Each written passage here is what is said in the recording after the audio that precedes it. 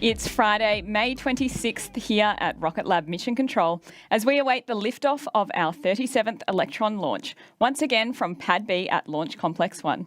Hello and welcome to Launch Day. You're joining us live for our broadcast of Coming to a Storm Near You, a dedicated launch for NASA to deploy the second half of the Tropics constellation. I'm Imogen Ray. And I'm Keegan Black, and we're excited to have you join us for another Tropics launch. It's also an extra special day for us here at Rocket Lab as we celebrate the 6th anniversary of Electron's first launch.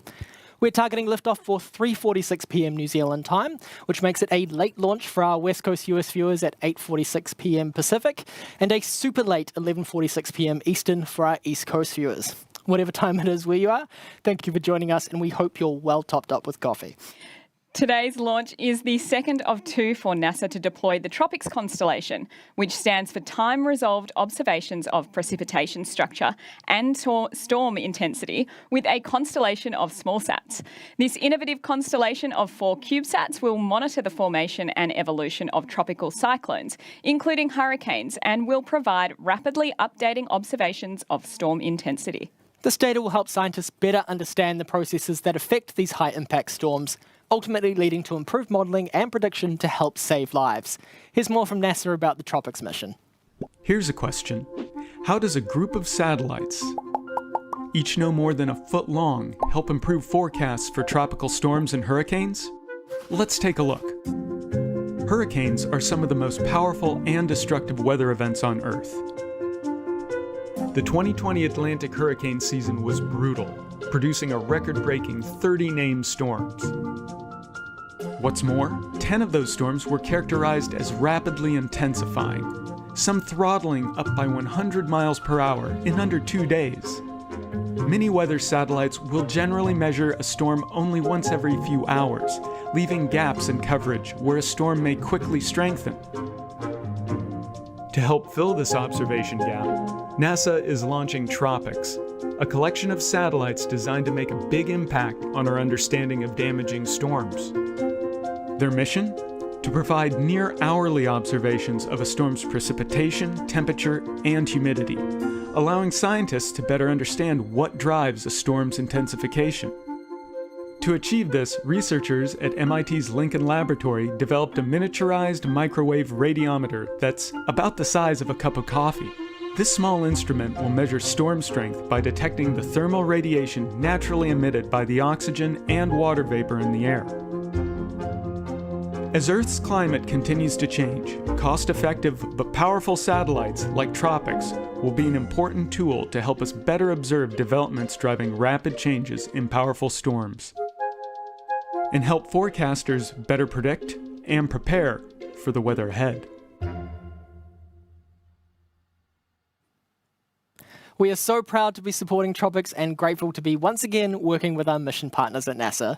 Just over 2 weeks ago, on May 8th, Electron lifted off for the first of these 2 dedicated launches and successfully deployed 2 Tropics CubeSats to a 550-kilometre circular altitude above Earth at an inclination of about 30 degrees. All 4 of the Tropics CubeSats need to be launched to their operational orbits within a 60-day period, but the sooner the better, which is why we're back on the pad just 18 days later, ready to go to space again. Let's catch a replay of that mission. Rocket like a hurricane. 10, 9, 8, 7, 6, 5, 4, 3, 2, 1. We have liftoff. Vehicle has cleared the pad, safe on launch pad. Beginning pitch over. Stage 1 propulsion is nominal.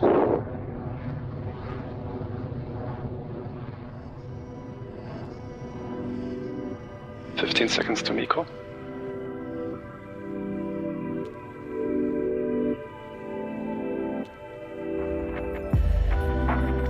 Stage separation successful.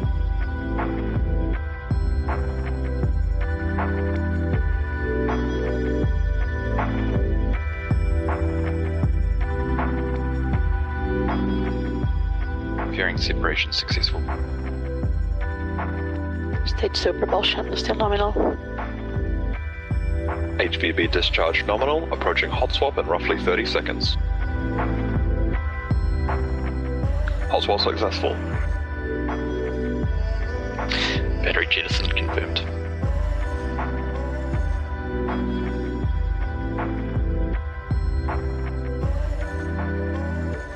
Payload deployment confirmed.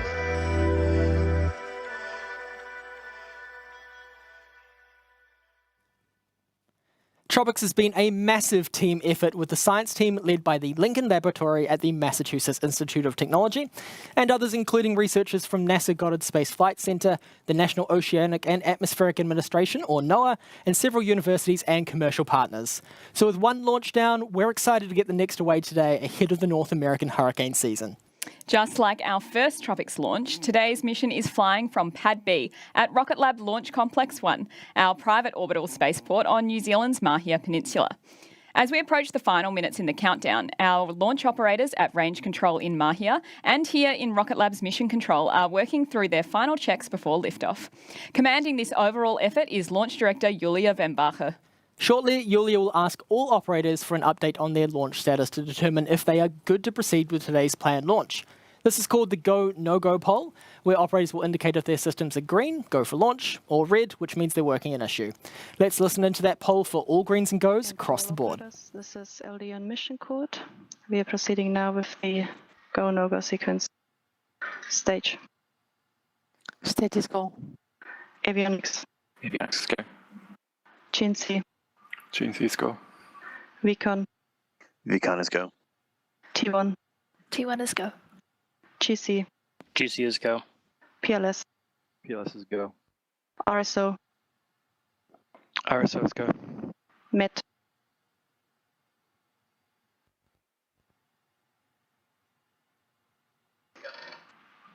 MET polling for Go, No-Go. Coming back later to MET. RF.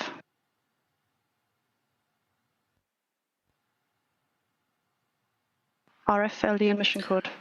RF is go. Thank you. MM. MM is go. And MET. Mid is go. LD sub. LD sub is go. The Go, No-Go sequence is now complete. We are T-minus 11 minutes and 58 seconds in counting. We are go for terminal count at T-minus 10 minutes. From this time, the three-way procedure is in effect. Fantastic news there from Mission Control. All greens across the board, which is what we want to hear.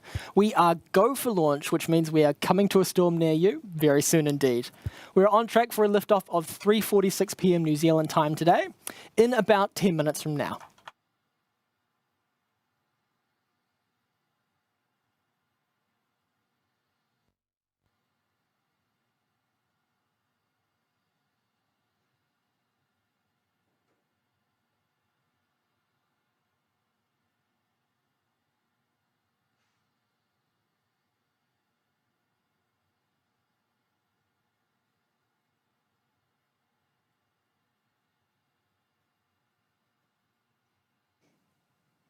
Today, with this Tropics launch, we're also celebrating a special anniversary for our favourite rocket.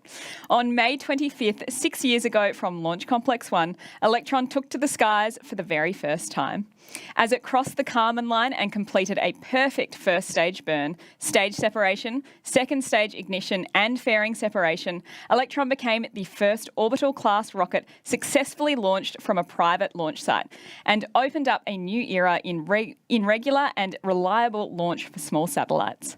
The flight also ticked a few other world firsts. The first launch for an all-carbon composite rocket with the world's first 3D printed engines, powered by a completely new electric pump-fed cycle. 36 launches and 161 satellites deployed to space later. Today we're ready to launch our latest pair of sats to space on Electron and wish it a very happy 6th launch anniversary as it flies. Today's launch will be our 37th Electron mission, but the way we go to space for the two Tropics launches is a little different from a standard Electron mission to low Earth orbit. The launch follows a standard format for the first 6 or so minutes of the mission. Electron will lift off from the pad thanks to the 9 Rutherford engines on the rocket's first stage. These engines will burn for around 2.5 minutes, lofting Electron to about 90 kilometres above Earth's surface.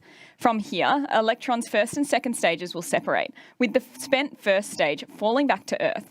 Shortly after this, a single vacuum-optimised Rutherford engine will ignite on Electron's second stage to propel the kick stage and TROPICS CubeSats for another 7 minutes, positioning them at that 550-kilometre altitude. This is where the mission departs from our standard format. Typically, Electron's second stage takes the kick stages and payloads to an elliptical orbit, and we use the small 3D printed Curie engine on the kick stage to circularize the orbit. For the TROPICS launches, the second stage is used to circularize the orbit, and instead, the kick stage's Curie engine conducts what's called a plane change maneuver to position the TROPICS CubeSats at an inclination of 30 degrees, the best spot for monitoring the formation of tropical storms. Here's more from Guidance, Navigation and Control Team Lead, George Buchanan. I'm Dr. George Buchanan, Guidance, Navigation and Control Engineer, Team Lead, but you can just call me George. The G&C team, Guidance, Navigation and Control, is in charge of making sure that Electron gets to the right orbit. So the inclination of an orbit is the tilt. So a 0 degree basically means that you're going all the way around the equator. 90 degree means that you're going up and over the North Pole and the South Pole. So with a normal Electron, we'll go to a transfer orbit with our stage 2. So that means that we're in around about the right orbit, but slightly too low, and then we use our kick stage just to boost us up before we deploy payloads. So for TROPICS, we've got to do a couple of sneaky things. So firstly, we do a dogleg, which is basically where our trajectory actually bends around, and so we head up north rather than heading out east, and then we sort of curve as we're flying. And then the second thing which we have to do is we use our kick stage to do an on-orbit inclination change, which basically tilts the orbit which we're in to be in the right one. So for TROPICS, between liftoff and payload deployment, most of it will look very similar. However, what's a little bit different for TROPICS is that we'll be at the right altitude already. So if you're watching, you look carefully at the video and also at the altitude overlay, you'll see that we're much higher than normal. So we go into a coast until we get close to the equator, and at that point our kick stage will light its Curie engine and do an inclination change. We'll actually be pointing sideways and burning sideways. So we'll be travelling up along this way and actually thrusting at right angles to that, which is highly unusual, but it's what you need to do this change. Shortly after that, we'll do a payload deployment. And so we'll actually be deploying outside of ground station range. And so we won't have live confirmation of that until we get over our ground stations in Europe. Yes, so we've done this manoeuvre before. In fact, we did it for the first TROPICS mission just a couple of weeks ago. And we expect it to do exactly the same thing. We'll head up north, do a dogleg, inclination change, and deploy some more satellites into orbit. What the kick stage gives us is a lot more flexibility on orbit, and so we can do a lot of missions which a traditional large launch vehicle may not be able to do. So we can wait before doing burns, we can light up to dozens of times with this little kick stage, and we can point it in any direction we want to. It's also fairly flexible because it's this photon bus, we can change it. So sometimes we'll add additional batteries so we get a longer mission, or we'll change the amount of RCS if we want to do a lot more manoeuvring and pointing. When a customer comes to us with some interesting requirements, then we sit down as a team and work out how we can get Electron to meet these. And so this will be doing a bunch of simulations to make sure the trajectories will get us to the right orbit. We'll also run tests on actual hardware to make sure that we can meet any requirements that way. Sometimes we'll do things like change the design of the vehicle, so we'll be talking to other teams. And this is something which Electron, being quite customizable and being really agile, is great for. Yeah, I really love these science missions. Being able to do something which is actually going to have a really positive impact on millions of people. It's something really special.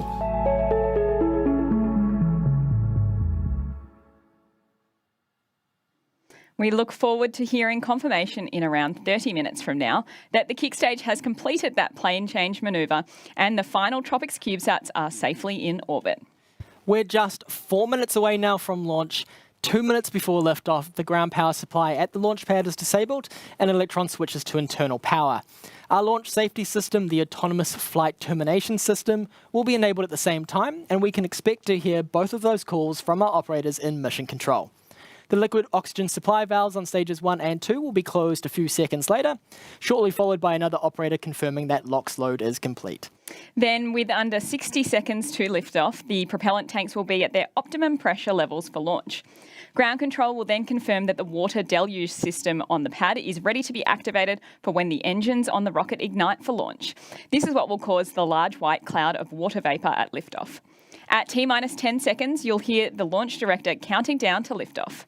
Those 9 Rutherford engines we've mentioned before will ignite at T-minus 3 seconds and the launch pad's hold-down mechanisms will be released. Electron will then take to the skies for its 37th launch and the final TROPICS CubeSats will be on their way to space. Let's listen in for that final launch sequence.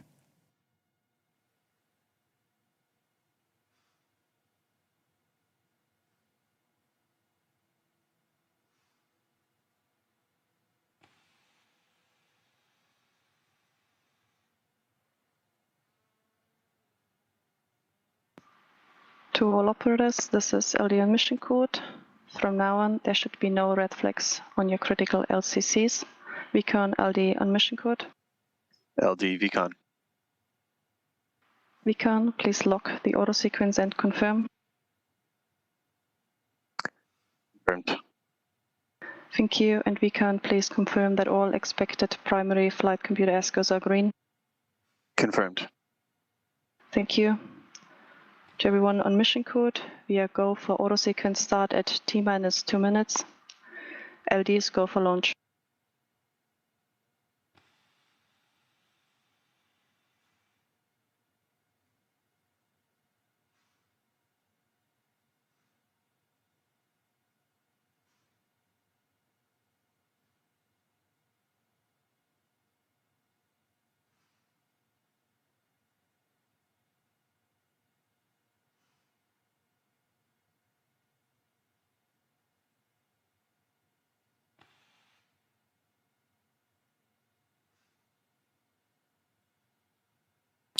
Vehicle is on internal power.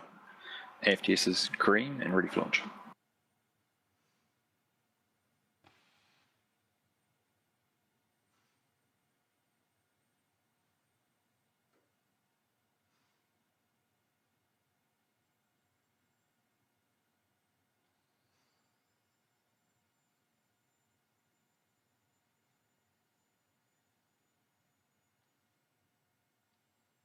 LOX load is complete. System is in recirculation.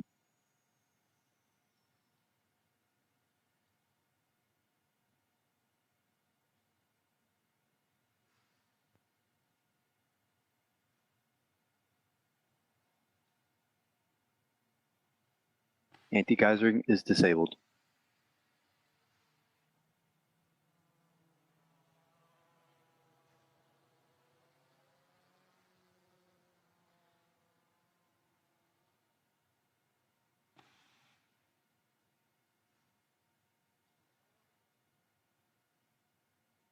Stage 1, Stage 2, press for flight.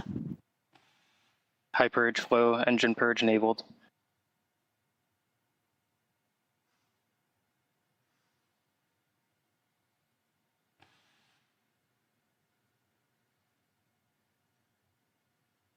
Deluge activated.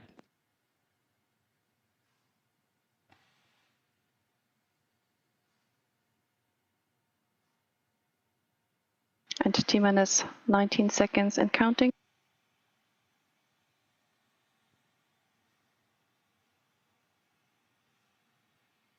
Ten, 9, 8, 7, 6, 5, 4, 3, 2, 1.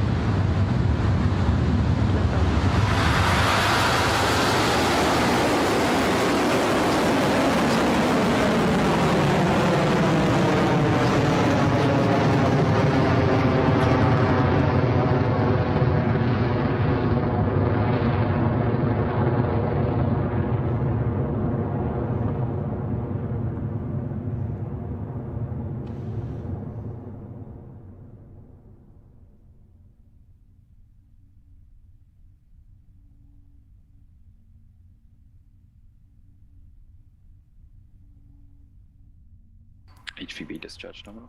And that is a beautiful liftoff for Electron. The final 2 tropic satellites are on their way and coming to a storm near you. With Electron now having cleared the pad, the next milestone is max Q. This is the point where the forces on Electron are at their greatest. So we'll listen out for clearance of that key moment from Mission Control soon. Max Q.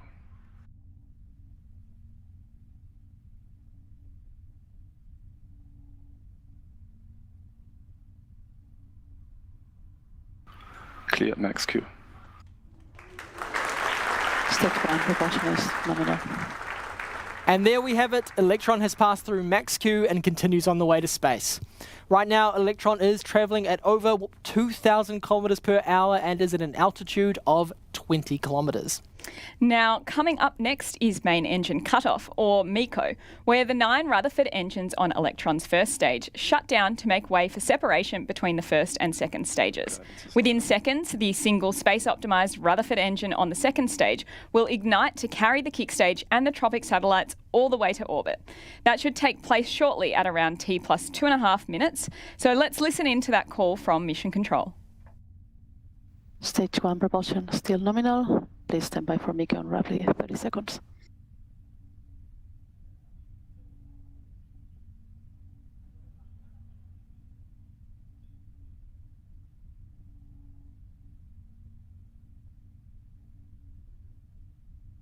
$15 seconds to MECO. AOS at Chatham Station. Insert burnout to tech mode.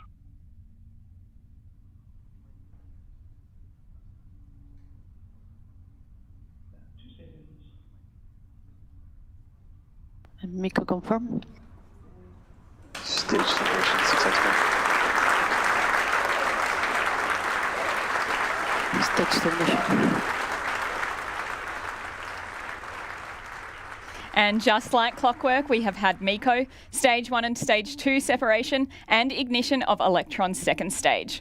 Coming up very shortly, we'll also see Electron's fairing separate and fall away. These 2 carbon composite halves form a protective nose cone over the tropic satellites, keeping them safe during ascent. Once we're in space, though, they're not needed as the forces on Electron are not nearly as great. So we can get rid of them and clear the way for payload separation.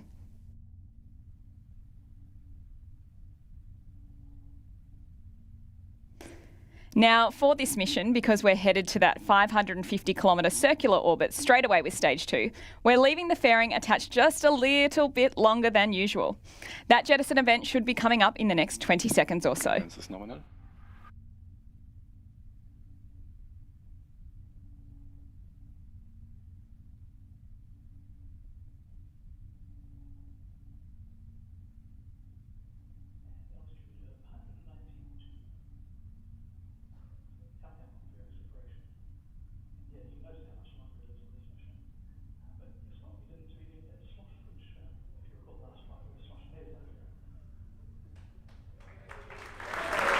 Separation successful.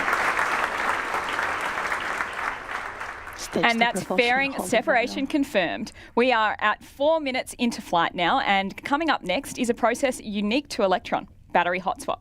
The pumps on Electron's Rutherford engines are powered by electron pumps, which draw their energy from batteries. Once we deplete the batteries, they are dead weight that we don't want to carry all the way to orbit, so we eject the batteries and swap over to a fresh set in flight. That milestone is coming up just before 7 minutes into the flight, so still a ways to go yet.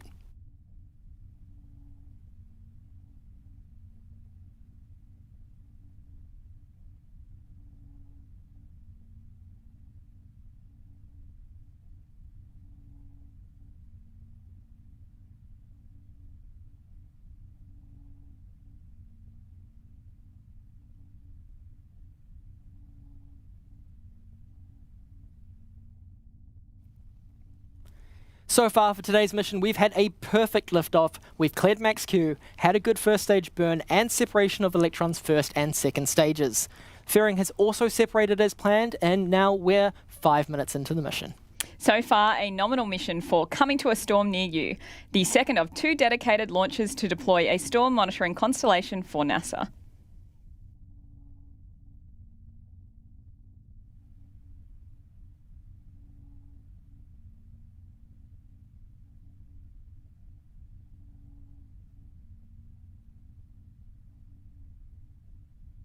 Stage 2 propulsion, still holding nominal.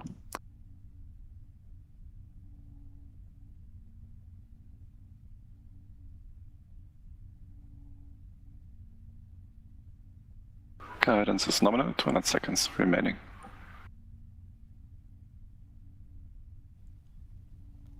Now we're coming up on that all-important battery hot swap. Powering engines with batteries is one of the things that makes the Rutherford engine special. The single Stage 2 engine requires a longer duration than the Stage 1 engines, so we have to hot swap the spent batteries to a third fresh one. This is one of the final gates to orbit, so let's listen into the operators in mission control for that call. Nominal, approaching hot swap.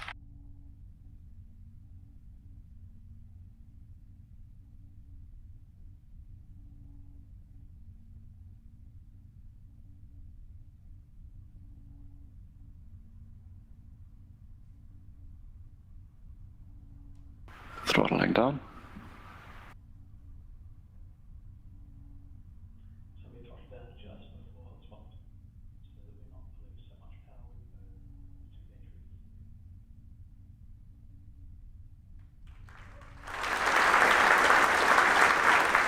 Swap successful. And there you have it, a Propulsion is clean nominal. hot swap for the second That stage engine is Rutherford confirmed. engine. Electron continues to orbit with around 2 minutes remaining in today's Stage 2 burn. Speed is good, altitude is good, Electron is good, T plus 7 minutes into the second Tropics mission for NASA. Just in time for the Atlantic hurricane season commencing at the start of June, these two CubeSats, along with the two that we launched just 18 days ago, will provide members of the meteorological community with hourly returns over the same storm to more accurately predict patterns, which could save the lives and livelihoods of millions of people.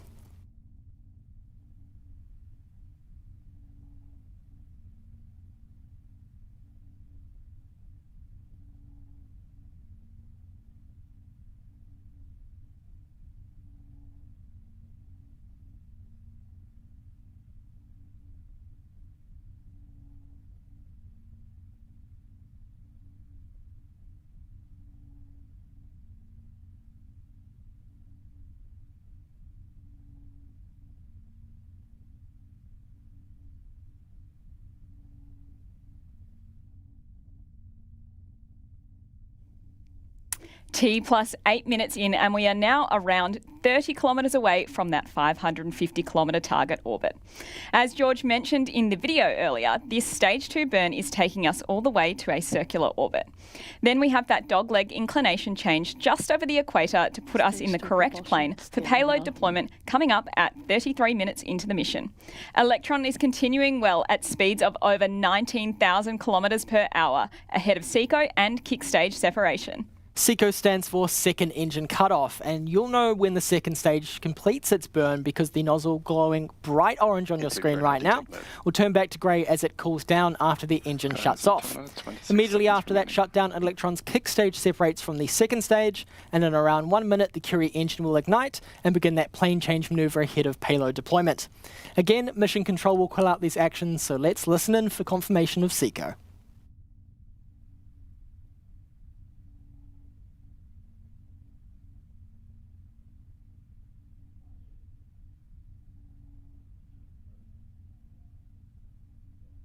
SECO confirm. Stage 3 separation confirmed. Nominal transfer orbit achieved. And that is SECO confirmed as planned. The kick stage has also cleanly separated, ready for that final Curie burn in around 20 minutes from now, followed by payload deployment at T plus 33 minutes. Because this final burn and deployment of the Tropics CubeSats happens in a ground station blackout zone, we won't get live confirmation of those milestones. We also won't have live video footage of the deployment process, so here's a quick animation to show you what will be happening in orbit just 25 minutes from now.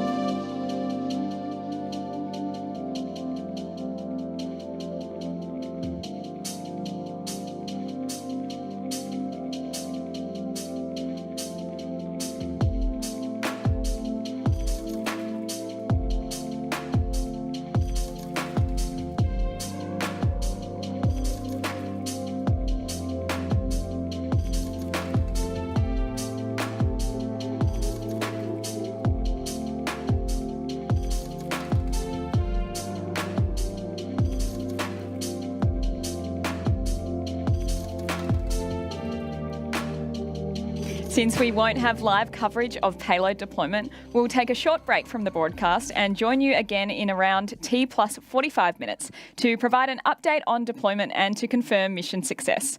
We'll leave mission control comms up during this coast phase so you can hear it as soon as it happens. We'll be back with you soon.